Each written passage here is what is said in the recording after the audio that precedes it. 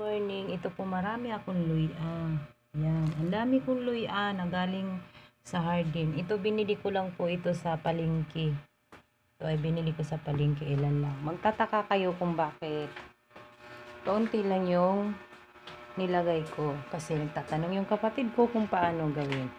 Ito na po yung aking hinanda na luya ito. Luya ito na ito maliit. Bakit maliit lang? Kasi nga, kaming dalawa lang iinom tsaka may bata. Ito ilan lang ang luya. Sa dami ng luya ko, ito lang nilagay ko. Kasi itong luyang dilaw, may kakaibang lasa ito. Parang, mas maganda din to kung maggata kayo ng gulay, ulam. Ito ilagay nyo, masarap, pampakulay. Kasi gamot ito sa lahat. At ito, kung bakit ito hindi ko dinurog. Kasi, ito ay ilalaga ko naman, pwede naman. Kasi kung tutuusin ito para sa mga high blood, automatic, emergency, pwede ito sa mga high blood, higatak-katakin, hiwain at ipakain. Pwede ito agad na para bumaba agad ang dugo.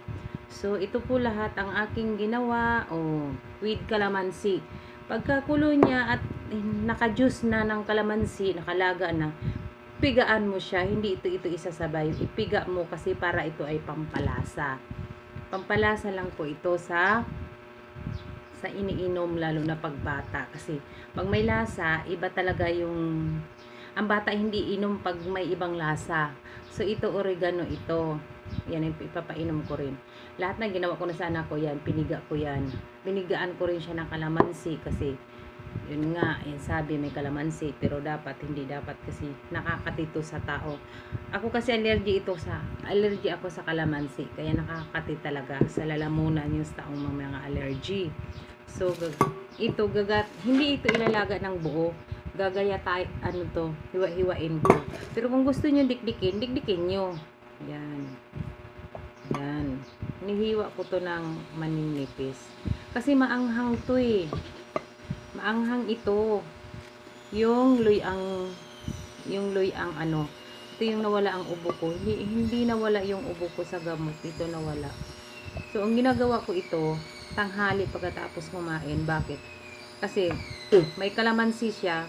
Baka kasi acidic tayo, mangangasim yung sikmura natin.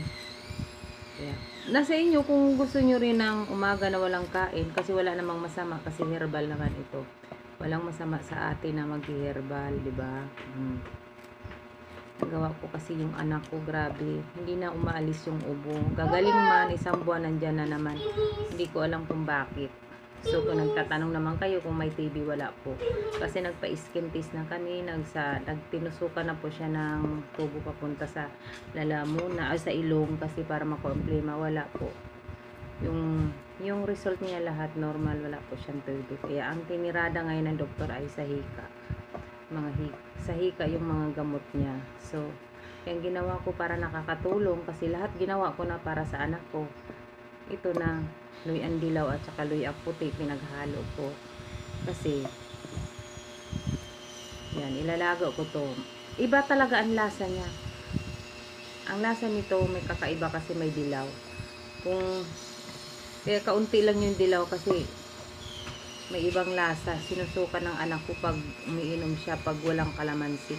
Pero pag may kalamansi, tuloy-tuloy ang inom niya. Hinihiwa-hiwa ko lang ito talaga. Yan, narinig niyo ang ubo ng anak ko. Labat please, napulis ka anak? Hindi. So, hiwa-hiwain itong Tubig yan, ma. Matubig. Hindi, kasi naglalaro ka na naman ng tubig. Hindi, punas ko Yung lang. gagata, kaya atin ko tintong